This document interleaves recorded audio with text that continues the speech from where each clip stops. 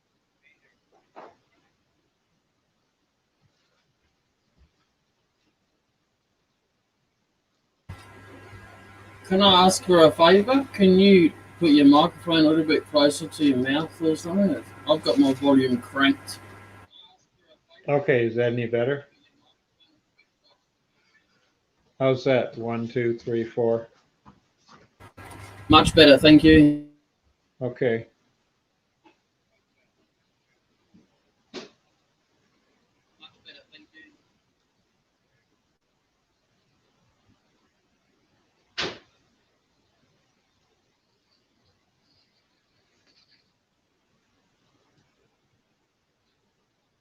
Yeah, 5 elm bowls. Yes. And elm, not many of them left in the state and around the country anymore, since the elm disease took a lot of stuff out. But it's great wood. I've got a bunch drying in my yard. If we could transport it, I'd send you some.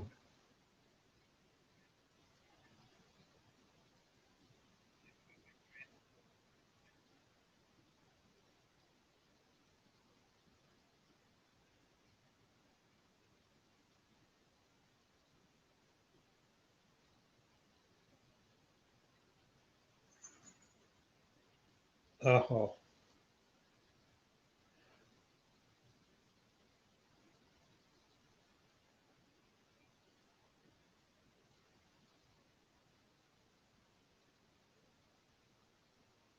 that's no good. Yes, I agree. I don't, anytime I dry wood, it's always piled up on wood, not even metal. Some time ago, I had an old metal frame. I forget where the frame came from. It was something that one of the neighbors junked. And I got my cutoff wheel out there and trimmed it down. It was more like a rack, a shoe rack, 2 bars. And I set the wood on it to get it off the damp floor. And that worked real well.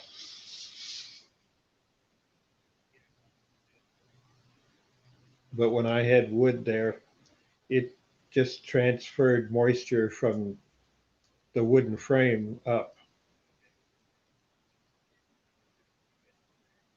Or even better yet, which I have finally gone to, is I use milk crates.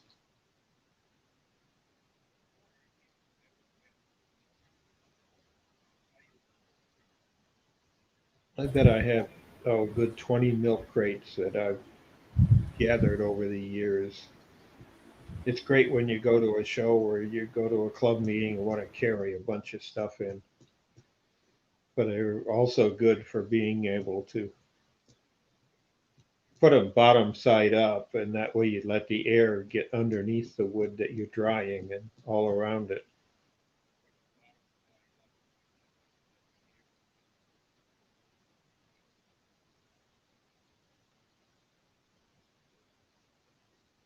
Yep, you got to keep it off the ground unless you want it to spalt.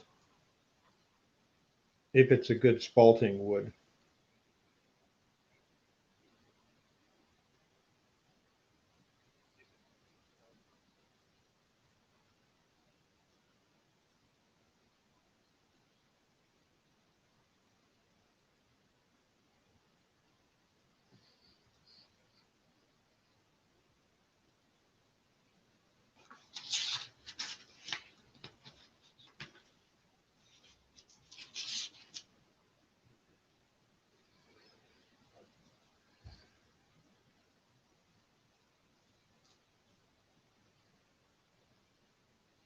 So what kind of lathe do you have?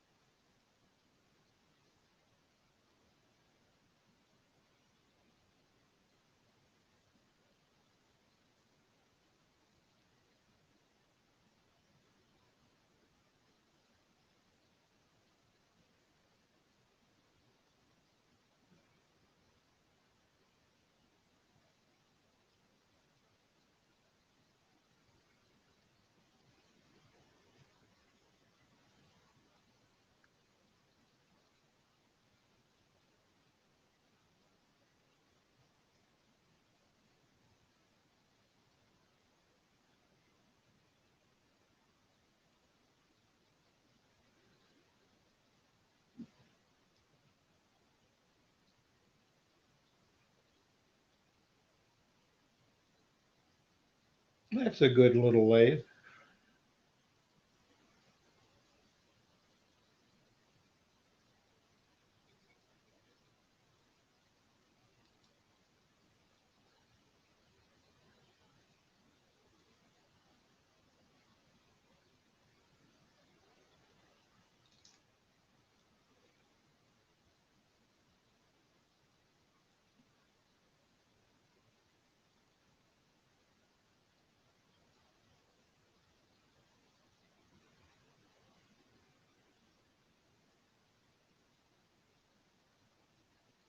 The Wen. Did the Wen have the bed extension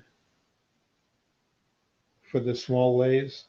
A couple of them, I know that of the import lathes have that it's drilled and tapped at the end of the bedway for an extension. Yeah, I can get an extension for this one. But I'm not after an extension. If anything, I want an extension here. Oh, a riser plate, it's called. Yeah, that's what I need. The thing is you're belt driven Yeah, below the lathe itself, so that shouldn't be a big of a problem. You just need a longer belt. yeah, yep. Plenty of audio spot, automotive supply places around that I could go and get a belt from. Yeah.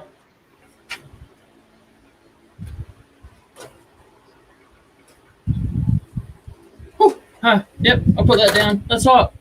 Woo.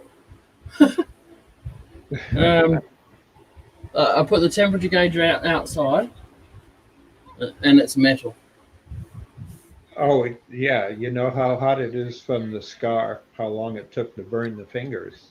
Yeah, that's right. That's a 2-second burn. Cooking egg on Oh, it. right off the end. Yeah, But that was what, laying in the sun? yeah. Yeah, that don't count. Oh, that's not fair. No, don't count. You got to take temperature without the sun hitting it directly because you want the actual heat, not Yeah, the or the infrared from the sun. well, that's what they do here. They take the temperature in the shade. Yep, it does it everywhere that way. Well, that's not bad. $100 for a bed extension.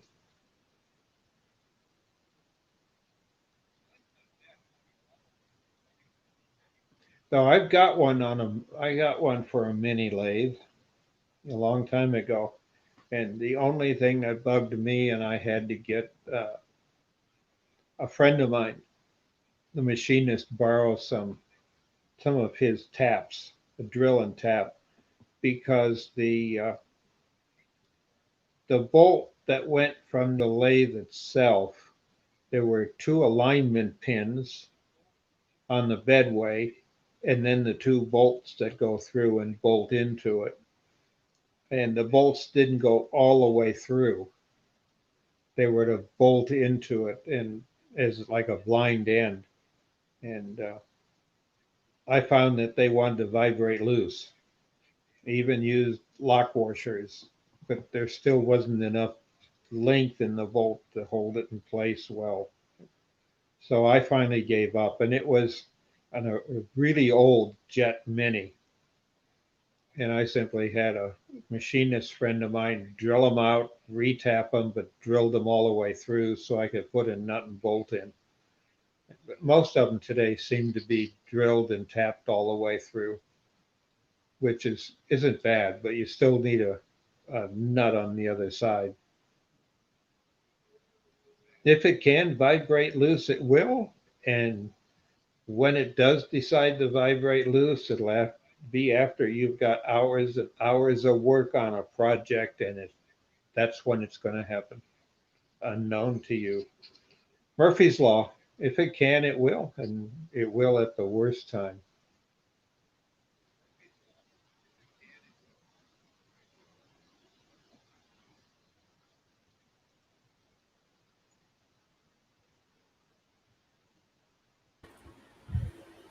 Yeah, most of them go all the way through. I've known, but mine was an old one. You didn't see that? Robbo Yeah, will see that when he watches it back later. Oops. yeah. Yep. I'll get told off. You watch. Well, the skew did it. Just blame it on the skew. Tell them you're training. No, I left this in there. Oh, the key. I left it in there for a second so I could move the banjo. And then you forgot it. No, no, no. Hell no. I need it to straighten the piece back up.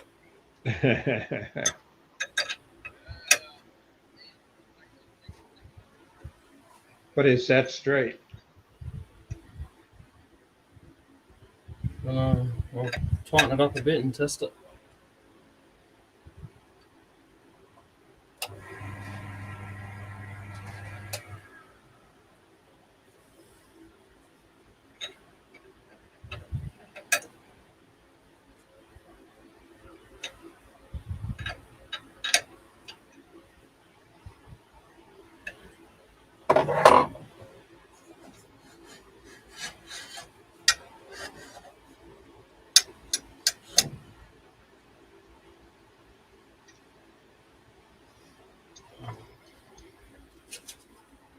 Well, come join us. There's a link on chat.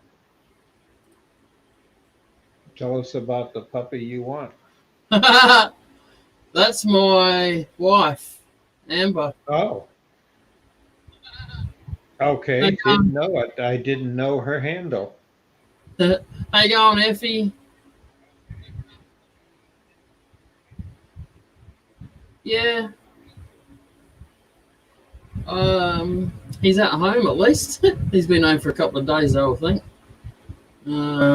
You go to Charles. Look for Charles Deering. He's a scroll saw guy. Billy goes in there a lot. So, and he Charles does a live every day, like I do. So, easy to find.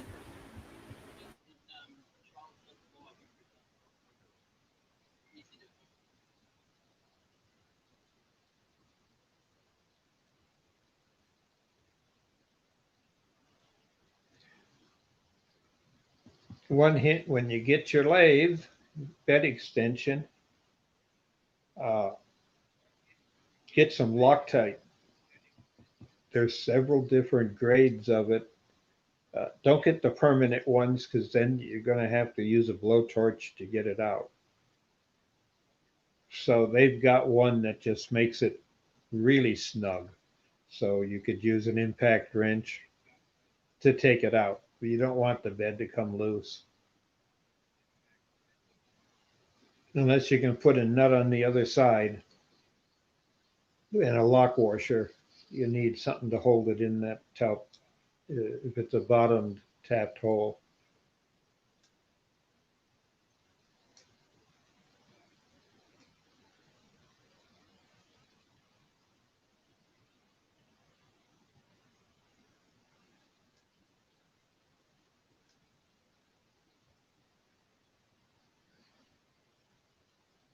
Just make sure you get the right kind of Loctite. I've made that mistake too once and had to use a blowtorch.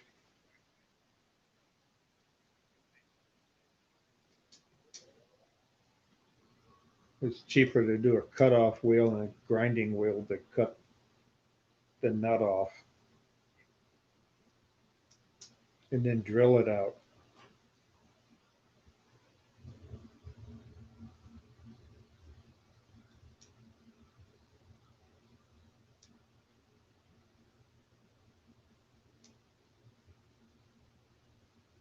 Yes, that would be a good idea.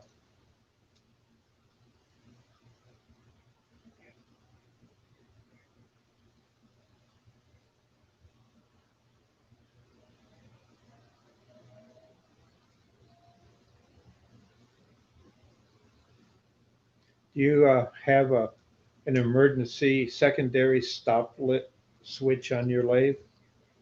If you don't, that would be handy to get, but they run about 100 bills. if you want a paddle switch.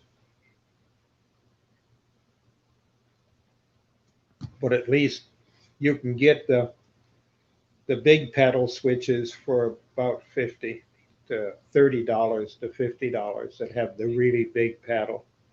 And they come in a little box, and all you do is wire it in series with the other one, on the headstock. I know it's a short lathe, but if you're standing doing something and on the right side of the headstock and you see something come loose, you don't want to reach into the line of fire. Nope. And with the paddle switch, you can put it down at knee length and just hit it with your knee and it's off. My power switch is down that end of the lathe. Yeah, that's where they should be, but a lot of companies don't do it.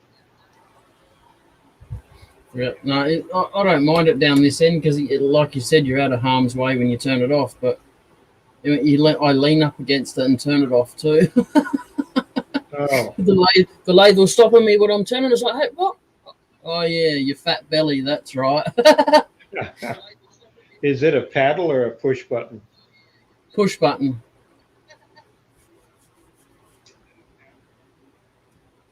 Yeah, that's what I've got, except, well, on the Powermatic, I got a paddle switch on a long cable. And the box has a magnet on the bottom of it, so I can move it anywhere I want to. And it's probably about 10 foot. And when I got it, I got thinking, I need to cut this off. And then I got thinking, no, that's stupid. Because when I was teaching a tech shop, I used to take the remote switch off the lathe. It was magnet again. And that way I could stand back and watch my student work and keep the emergency switch in my hand. Yes. That way I didn't have to reach around in order to hit it if they didn't. And now I got a little pendant. In fact, I can use the Bluetooth on my wristwatch, my swatch, to turn the lathe on and off because I simply put a little Bluetooth switch on it. Yep. Yeah, I'm happy with the old school on-off switch for now. Well, I only have it when I teach because I want to have it and not be in the student's way at all, and still be able to hit the button. Yep.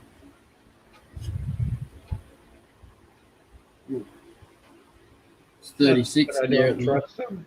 I just want them and the people around and myself to be safe. Yeah, definitely. Understand that. Yeah, and the electronics to do it so dirt cheap out of China today. You pay for the shipping more than the little pieces of electronics that they turn out by the millions in a little box to put it in.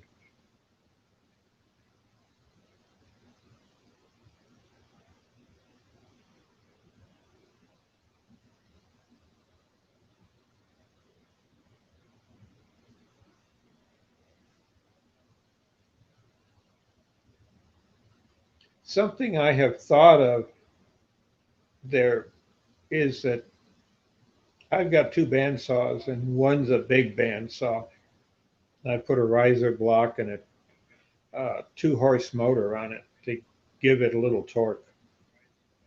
And I've reconfigured it for 220. It's a dual wire motor.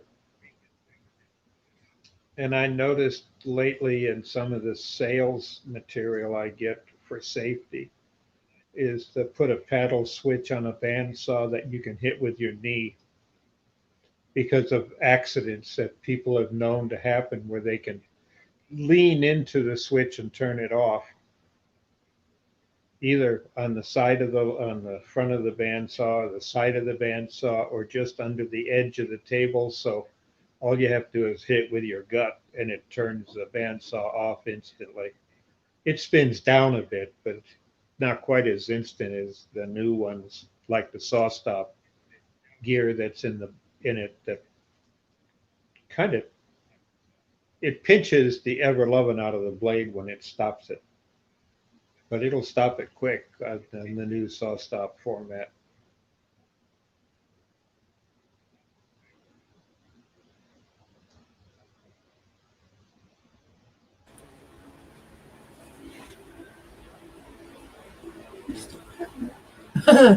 uh, um, a cat wanted my company apparently. Oh, let's see.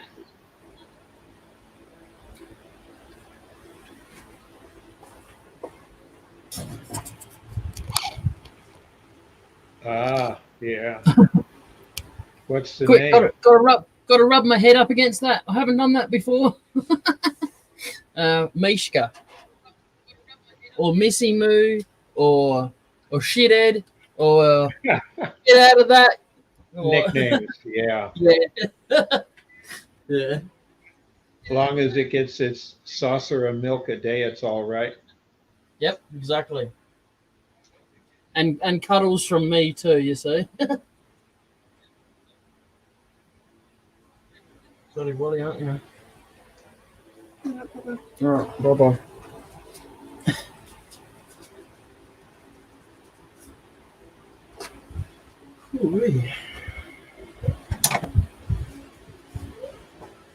So it might be getting a tad warm now.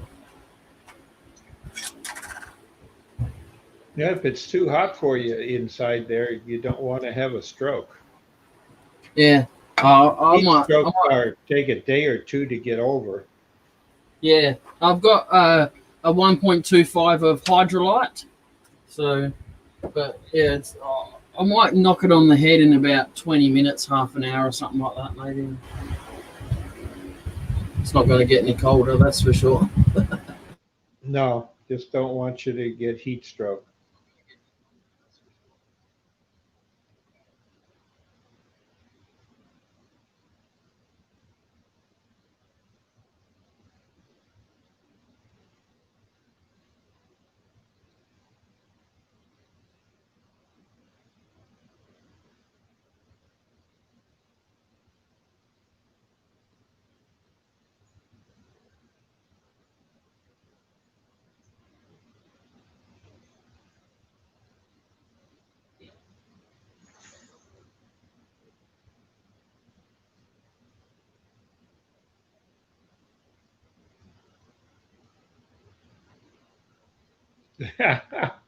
That's a bit of an anachrony, isn't it?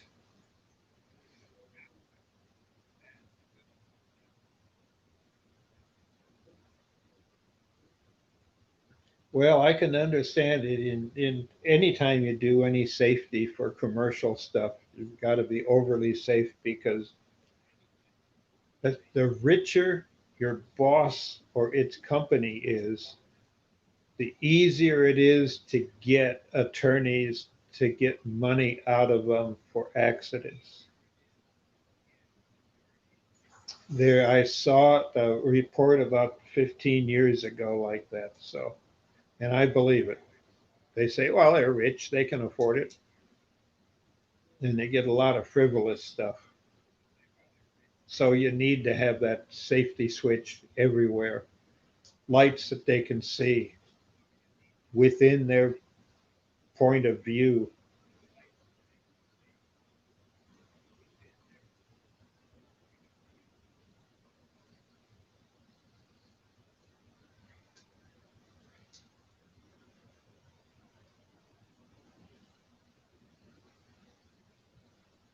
Yeah,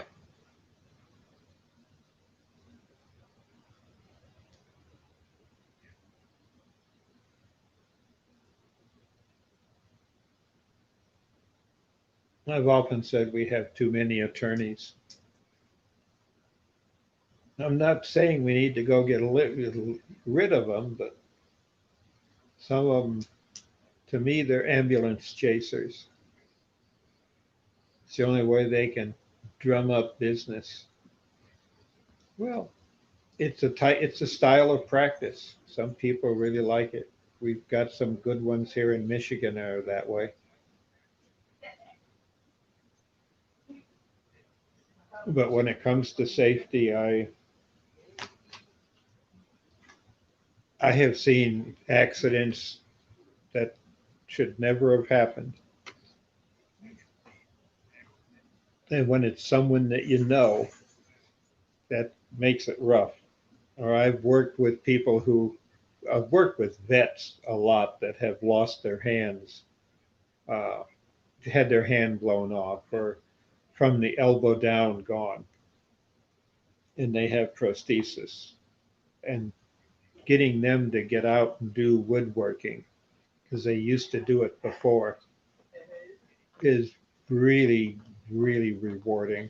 Whether I've even had one arm turners, I've helped develop the tool holding systems for them so as they can hold a tool, but the liability of it is just beyond nobody.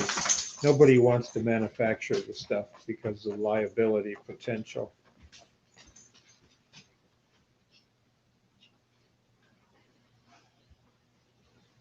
But when I have someone that's got a disability, that remote with a magnet on it, big paddle switch, that the only problem I found that you better not, kid, is the fact that the wheelchairs are more fiber now and less metal, so they can't use a magnetic switch to stick on it. I've had to come up with Velcro type fastenings to hold it on.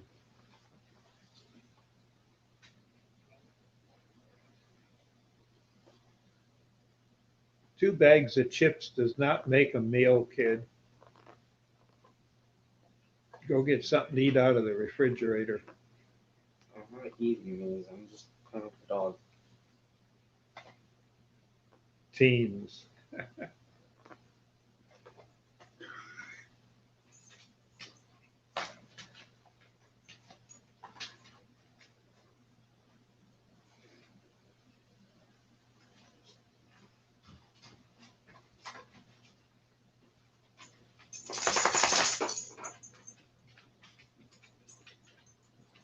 And what's really odd, and I have seen this happen over the years, where in-house company employed safety inspectors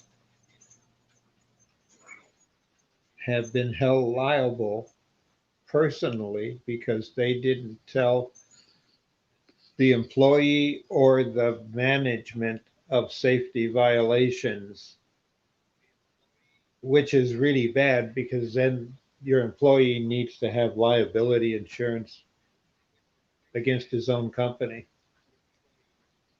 But they depend on you as a safety inspector to make sure that it is safe. And if you fail to, you could be held liable. Seen that happen a few times.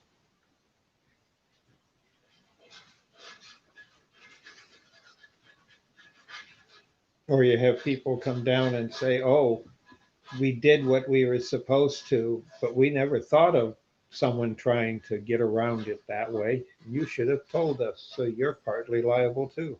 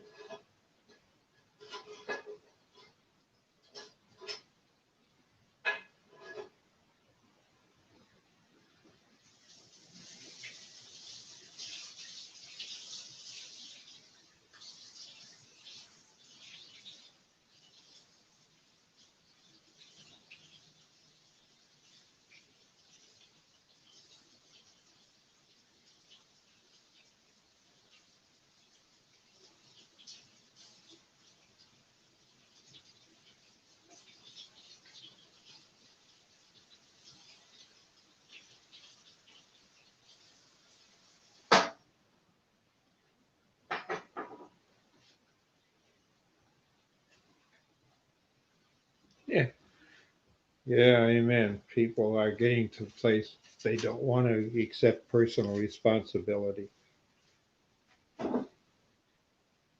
It's not everybody, though. I see that. I've seen parents not take responsibility for what their kids do.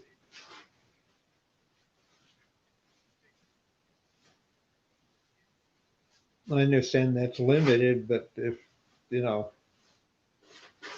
you got to teach them what's right and what's wrong.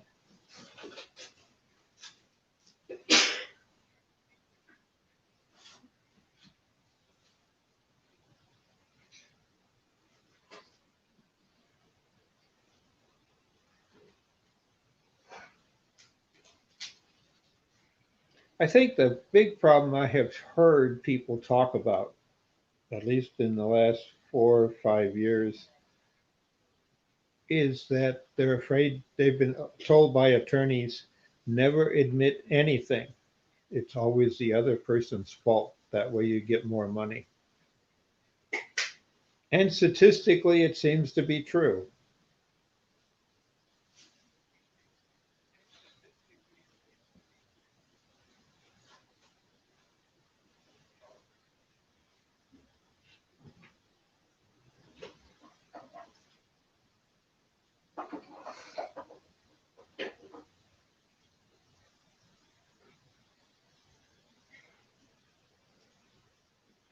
I've even known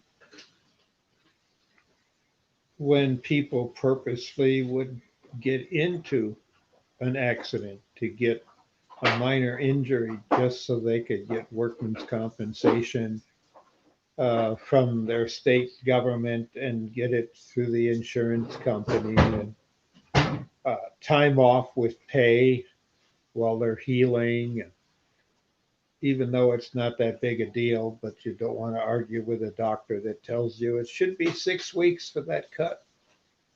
Instead, just put a band aid on it and then put a surgical glove over it to keep the dirt out that the band aid lets in, and you can still do the same work. But that used to be a work ethics that I remember and I was brought up with. But it isn't necessarily that way anymore.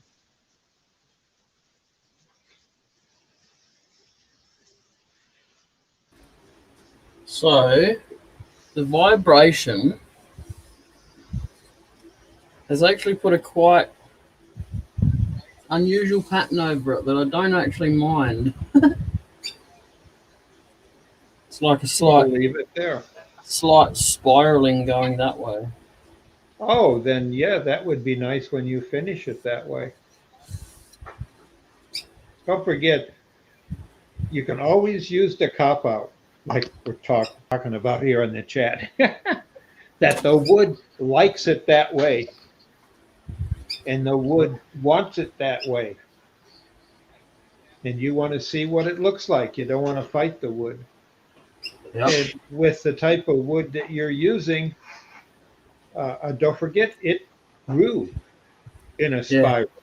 It's a vine. It's not like a tree Oh that's no. down. No. This is gum. This stuff. Oh, okay. But still, it grew as a tree, and you don't necessarily want to have it. You want to have it as perfect as possible, but there have character to it. If it wants to do a spiral, Yeah. Yes. I think it's from vibration down this end, but we'll go with that. Yeah. when in doubt, you have an 80 grit or a 60 grit chisel. Yeah. You sand it Yes. out.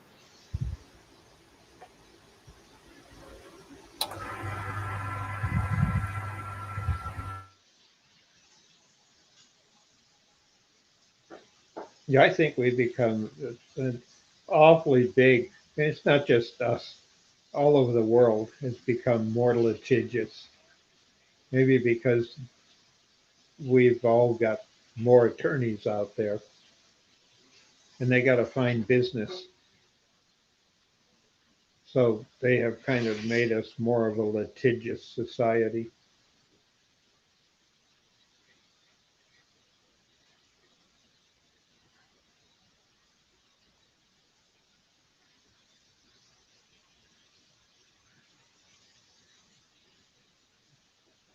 there's only one time there that I have ever intentionally stuck my hand in a spinning saw blade, and I couldn't even look when I did it.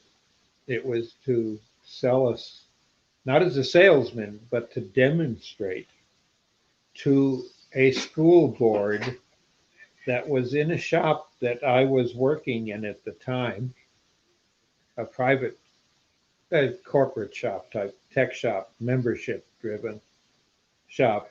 Uh, they wanted to see if their big problem was their insurance people being told that, of course, the most dangerous tool in the shop, the table saw for high school and middle school. And they're right. That causes the most damage in the quickest of instants. And the saw stops that instantly. And they always advertised that, but they came to see what our shop did that I was working in, and we had a saw stop, and they had the whole school board, bunch of parents, bunch of women who were there looking it over because they had to make this decision themselves because it was whether they reopen the wood shop, the whether safety today is it can be managed, and the table saw and bandsaw were the important problem. Statistically, they are, and but not as dangerous as football and the helmets that cause concussions that don't show up until they're in their mid 20s and 30s, and that's when the student gets old enough where he can sue the school himself for the damage. But to do the demonstration, uh, I had already talked to the general manager of the floor that I was going to accidentally trip the saw stop to demonstrate it because that's what the people were so anxious to know and have people tell her how and demonstrate. And they were curious on how to do it. And they said, well, we can go get a pack of hot dogs because that's what people do. They use the hot dog to trip the saw stop. But the people that were there, they were like 11 or 12, and they had a luncheon to go to that was being thrown for them. And we were talking about it, and I was standing there talking about this, how safe it was. Though I didn't put my fingers into the teeth part of it. I hit the side of the blade with a finger.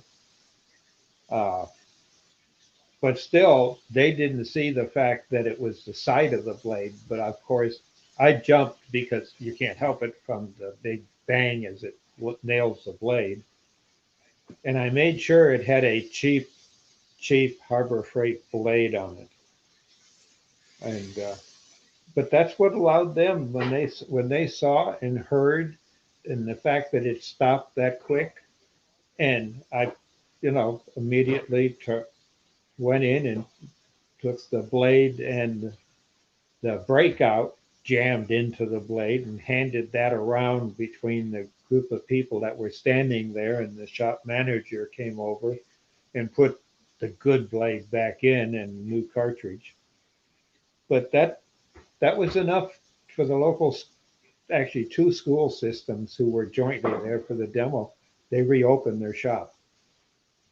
They actually saw it trip. And of course, the manufacturer saw stop. They just gave us a new cartridge when they heard about it.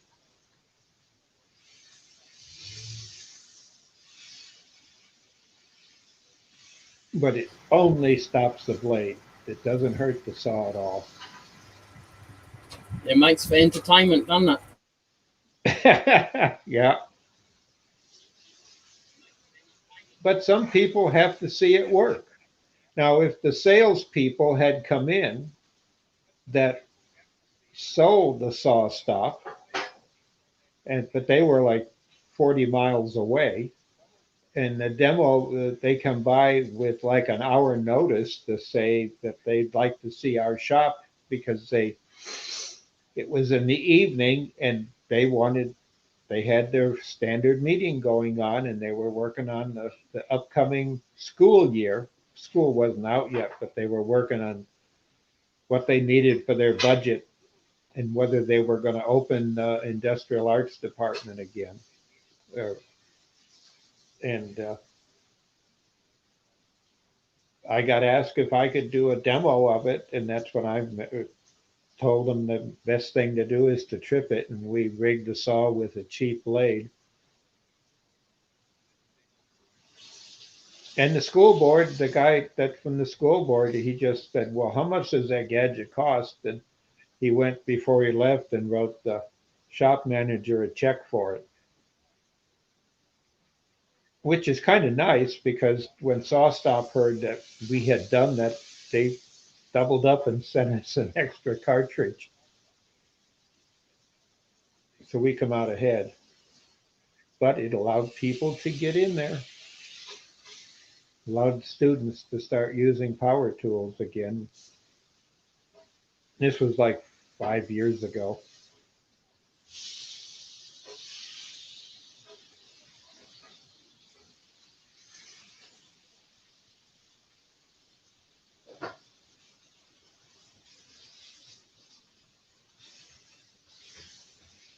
And the neat thing is that the SawStop patents were all licensed off to a company in Italy.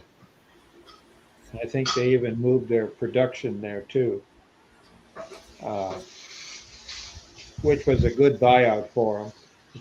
I think that runs in my mind that happened. And what they were doing is actually they had a modified one that went on a bandsaw too. That would stop a bandsaw that quick. Yeah, it'd be interesting. Be only for the big buggers though, wouldn't it? Big sand bandsaws. Yeah.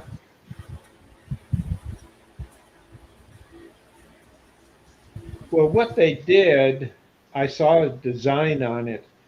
You can't clamp the blade because if you can't clamp a bandsaw blade real quick, it's not thick enough to take the force of the instant pressure that clamps it, and it would still slide through it. So what they did at the base of the bandsaw, the bottom wheel of the bandsaw actually had a automotive disc brake rotary brake shoe or pad in there. What do you want to call it? Disc. And they clamped that down tight instantly because it had the ability of taking that force.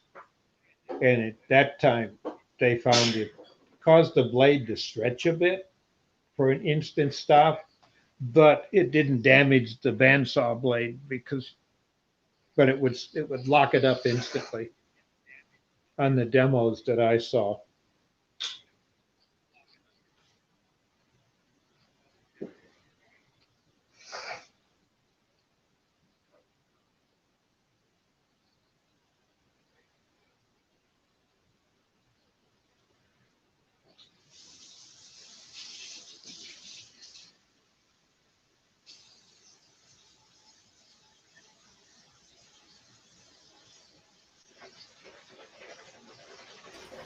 Sorry about that, Dr. Bob. I heard Amber scream, so I went and seen what was going on. I don't blame you. You got to jump. What was it, a mouse? A spider. You're close. Oh, okay. That would have been my second guess.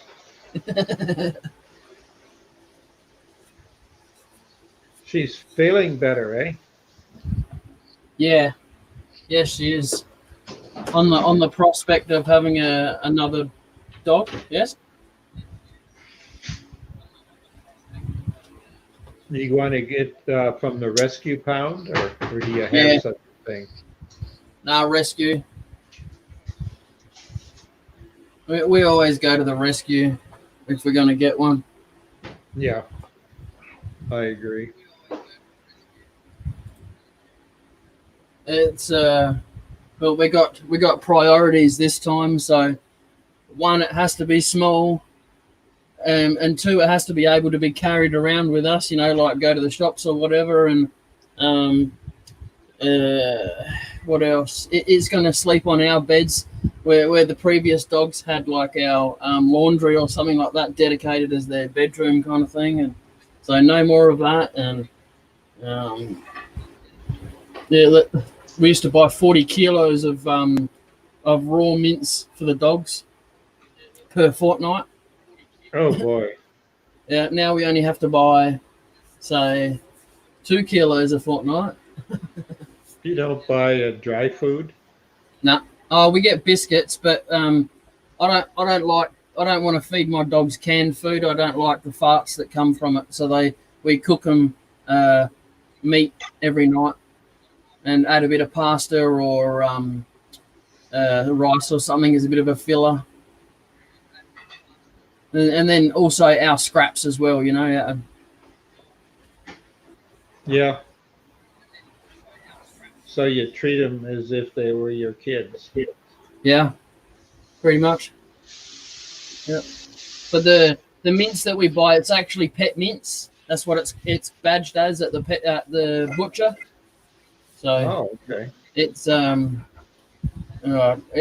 it's about $9 a kilo for our mince, for the mince that we eat, and it's about $2 a kilo for their mince. Okay. We don't, at least butchers I know, you don't do that, but I'm sure there is some. I know people that shop that way. It saves waste, doesn't it? Yes. It's only going to go in the bin, and then you got to pay for that.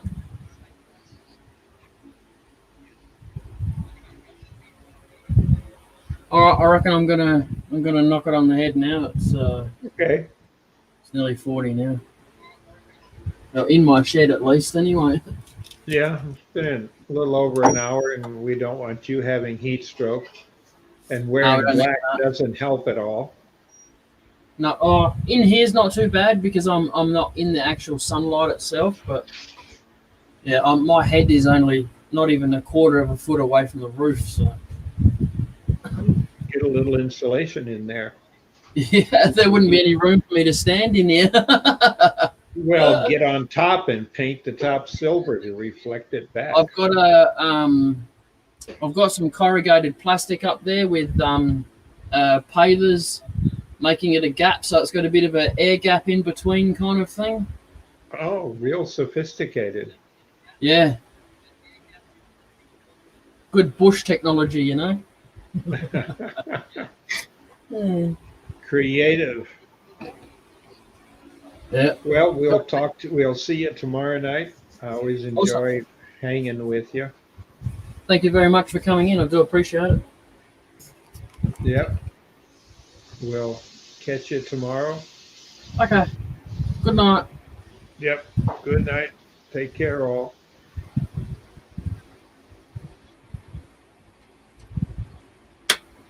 All right, ladies and gents. Sorry, I keep looking at the screen, you see. I'm going. Ta-da. Bye-bye. Bugger off.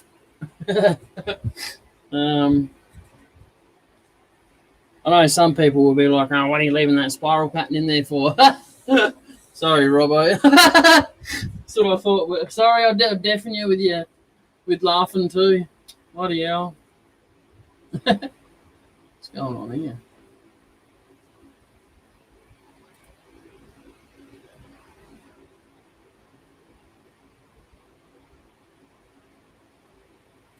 Anyway, take it easy. Thanks for coming in, Effie, Chris.